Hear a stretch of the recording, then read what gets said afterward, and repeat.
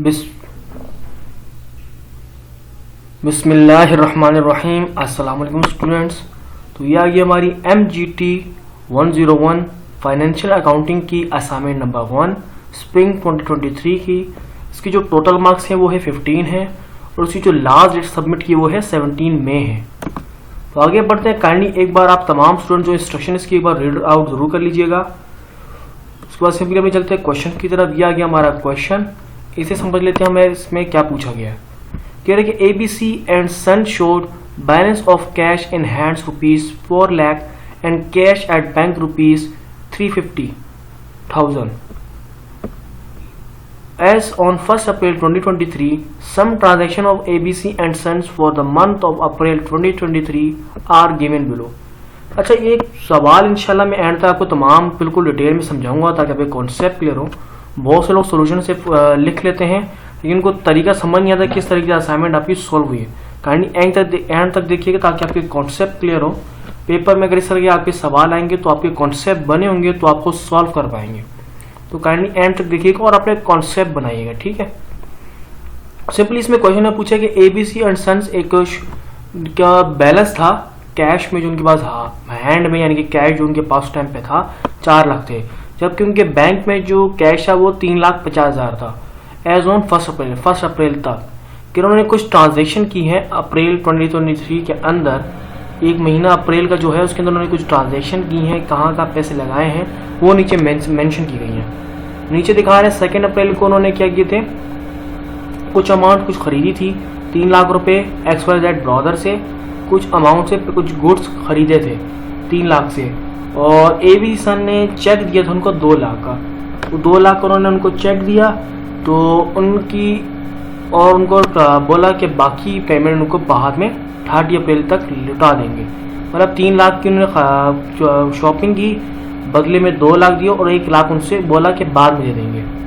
ये हो गया 2 अप्रैल का। उसके बाद है हमारा 26 अप्रैल को उन्होंने किया कि एक मर्चेंडाइज पे RST ब्रदर में सोल्ड की, एक मर्चेंडाइज RST ब्रदर को सोल्ड की 1,20,000 क्रेडिट बेसिस पे उन्होंने 1,20,000 में मर्चेंडाइज सोल्ड की RST ब्रदर्स को। फिर 30 अप्रैल को उन्होंने किया गुड्स परचेज किए 75,000 रुपये के from Rahim stores on credit basis. Rahim stores उन्होंने 75,000 की परचेज की क्रेडिट बेसिस पे। तो आगे बढ़ते हैं, यहाँ तक तो हो गया। उसके बाद आगे है 4 अप्रैल को उन्होंने गुड्स परचेज किए। अच्छा, ये आगे पीछे हो गया, मैंने क्रॉप किया था तो आगे पीछे हो गया, ये डेट्स आगे पीछे हो गई। गुड्स परचेज की उन्होंने 20,000 के कैश बेसिस पे 4 अप्रैल को, और रिमेनिंग अमाउंट थी इनकी 9 अप्रैल को रिमेनिंग अमाउंट पेड उन्होंने कैश की ABC सन्स को XYZ in order to settle the due amount of 2 April 2023। अच्छा, जो ऊपर भी आपने देखा था ना, उन्होंने जो शॉपिंग की थी 3 लाख की 2 लाख रुपए दिए थे, तो यहाँ पर उन्होंने फिर 1 लाख रुपए उनको पेमेंट बाद में किया 9 अप्रैल को। उसके बाद आगे कह रहे हैं sold goods to Salim brothers for ₹180,000 on credit basis. कह रहे उन्होंने गुड्स जो है सलीम ब्रदर को सेल किए 1,80,000 का क्रेडिट बेसिस पर। फिर सोल्ड गुड्स किए 80,000 के कैश बेसिस पर 20 अप्रैल को। फिर 24 तारीख को मर्चेंडाइज किए 4 लाख रुपये PO स्टोर पे, और पेड किए और अमाउंट चेक के थ्रू ने सारी अमाउंट पे किए। फिर sold merchandise to RST brother for ₹1,20,000 on credit of. Sold की मर्चेंडाइज RST ब्रदर्स को 1,20,000 क्रेडिट बेस पे। अब आगे बढ़ते हैं। सिंपली ये तो हमारे को तमाम, वैसे जो पता है बहुत सारे स्टूडेंट तंग आ गए होंगे, ये सब तो उन्होंने डिटेल्स बताया, हर दिन की बता दी है। अब मेन सवाल हमारा यहाँ पर है, ऊपर से रिलेटेड है, इसलिए हमें डिलीट करने के बाद जरूरी था। रिक्वायरमेंट बोला है क्वेश्चन नंबर 1 में बोल रहे हैं कि based on the above transaction calculate the amounts balance of the following accounts at the end of April 2023।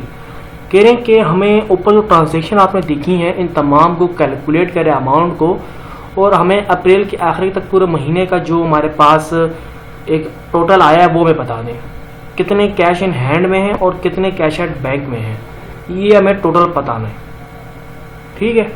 तो हम सिंपली चलते हैं कितने हमारे जो है ट्रांजैक्शन हुई है हाथ से और कितनी टोटल हमने ट्रांजैक्शन की है बैंक के थ्रू, कैश एट बैंक के थ्रू। सिंपली हम सोल्यूशन की तरफ चलते हैं। उससे पहले काइंडली आप सब प्लीज़ चैनल को जरूर सब्सक्राइब कर दीजिएगा, ये आ गया हमारा सॉल्यूशन। हमने यहाँ पर लिख दिया कि हमारा कैश इन हैंड्स का, ये मैंने पूरा कॉलम बना दिया ताकि आपका टाइम वेस्ट ना हो। मुझे पता है ये थोड़ी असाइनमेंट लंबी हो सकती है क्योंकि डिटेल में समझाने में टाइम जाएगा, तो उससे मैंने काफ़ी सब कुछ पहले ही लिख के दे दिया। आपने इस तरीके से टेबल्स बना लेने हैं। सबसे पहले क्या है, कैश इन हैंड का हमें टोटल निकालना है कि कितना एंड में हमारे पास बैलेंस बचा।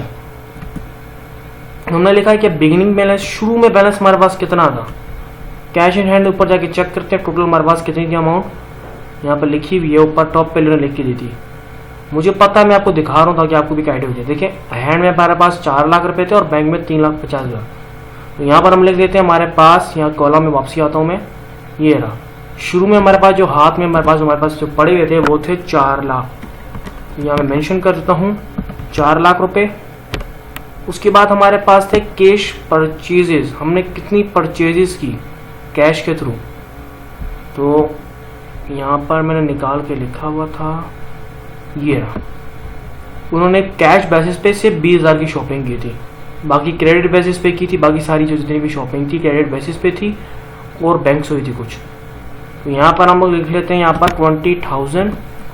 ये कोई मैं अपने से लिख रहा हूँ, ये सारा आप ऊपर का मेंशन है, वहीं से देख कर लिख रहा हूँ। काइंडली आप खुद भी चेकआउट कर लीजिएगा।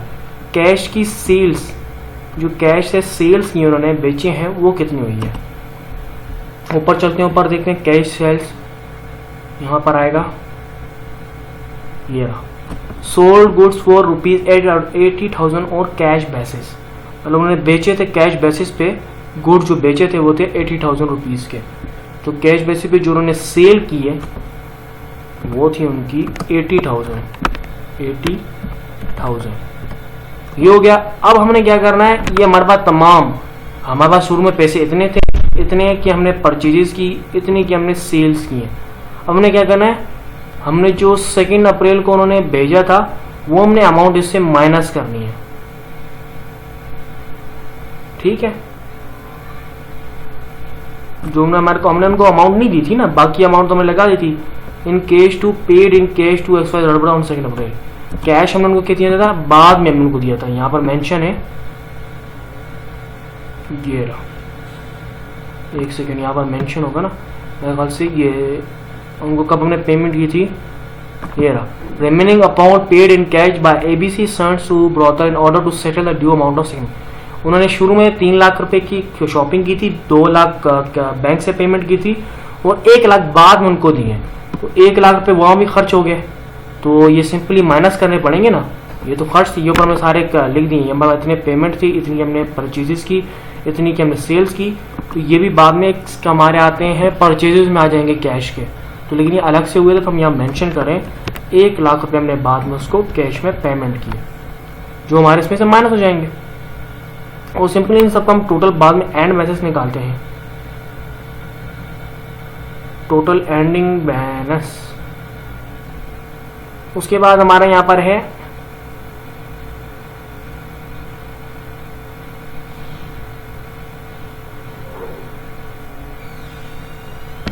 एंडिंग बैलेंस निकालने के लिए आई थिंक इसमें अगर प्लस करना था, प्लस प्लस प्लस हो गया तीनों, तो हो गया हमारे पास, हो गया 5 लाख हो गए।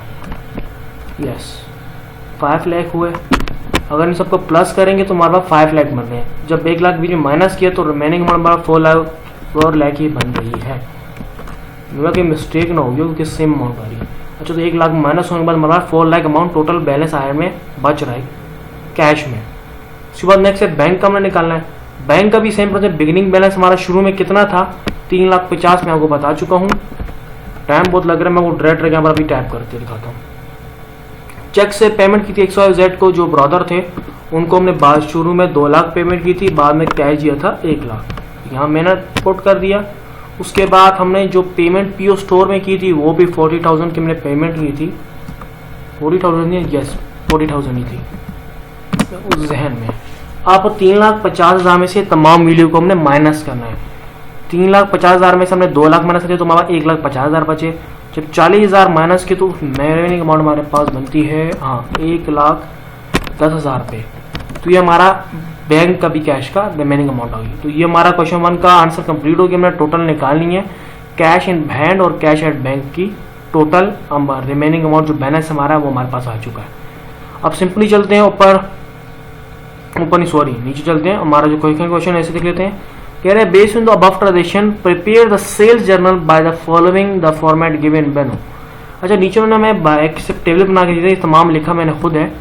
कह रहे ऊपर जो ट्रांजेक्शन हुई है उसके मुताबिक सेल्स जो जर्नल है और परचेज जर्नल है वो हमें यहाँ पर एक फॉर्मेट में बता के दिखाई है।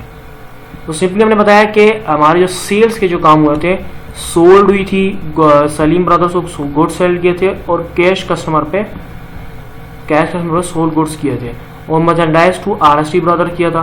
तो ये तमाम उन्हें अमाउंट यहाँ पे निकाल के यहाँ पर लिखनी है। तो मैं बल्कि आपको निकाल के ही दिखा देता हूँ, ऊपर जाके दिखा भी देता हूँ। Sold goods to Salim brothers वो जाके देख लेते हैं किधर है, ये रहा, सॉरी ये तो मर्चेंडाइज ऐसी ब्रदर्स है ना, ये भी वीडियो देख लें, अभी देख लें आप। 1,20,000 ये भी सोल्ड में है, 1,20,000 अमाउंट है RST ब्रदर को। उसके बाद हमारी ये देखें सोल्ड गुड्स कैश बेसिस पे किए थे 80,000, उस पर sold goods to Salim brothers 1,80,000, 1,80,000 फिर 80,000 और फिर 120,000। ये जाकर हम गुड्स में मेंशन कर देते हैं। मैंने ये नाम तो सबके लिखे हुए। सलीम ब्रदर्स को हमने 1,80,000 से जो गुड्स हमने सोल्ड किए हैं। उसके बाद हमारे पास सोल्ड गुड्स कैश कैश के थ्रू तो 80,000 हुए थे। उसके बाद जो नेक्स्ट है RST ब्रदर्स को हमने 1,20,000 थे ना, यस ये हो गया। अब इनकी टोटल हमने अमाउंट करी, टोटल हमारा कितना सोल्ड हुए हैं, कितनी अमाउंट की सोल्ड हुई है वो है 180, 2,80,000 और 20 हो गए 3 लाख हो गए, 3,80,000 ठीक है, 3,80,000। ये टोटल हमारा आ गया नेम ऑफ डेप्टर डेप्स में सेल जर्नल का, ठीक है। अब नेक्स्ट हमें निकालना है, ये हमारे पास कॉलम पहले से बना हुआ था, ये मैंने नहीं बनाए हैं, मैंने से पता टाइप्स किए हैं। ये फिर ऊपर से जो हमारे जो थे, अब है परचेजेस पे। XYZ ब्रदर की परचेज हुई थी, मर्चेंडाइज परचेज हुई थी PS स्टोर पे और रहीम स्टोर से परचेजेस हुई थी। तो ऊपर चलते हैं, इनकी अमाउंट देख लेते हैं, कंफर्म कर लेते हैं परचेजेस का। ओके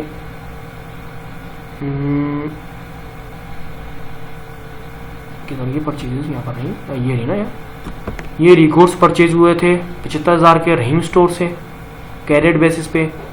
उसके बाद 75,000 का ये हो गया। उसके बाद आगे बढ़ते हैं,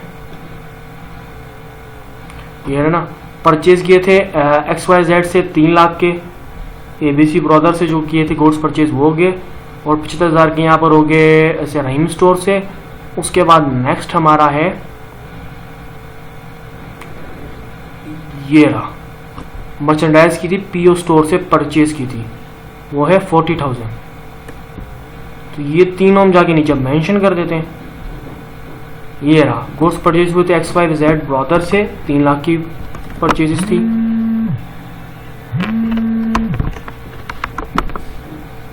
तीन लाख की परचेजेस थी और मर्चेंडाइज PO स्टोर पे हमने किया था वो आई थिंक 40,000। नेक्स्ट है हमारा गुड्स परचेज रहीम स्टोर पे, वो थे 25,000। ये हो गया, टोटली अमाउंट बनती है हमारी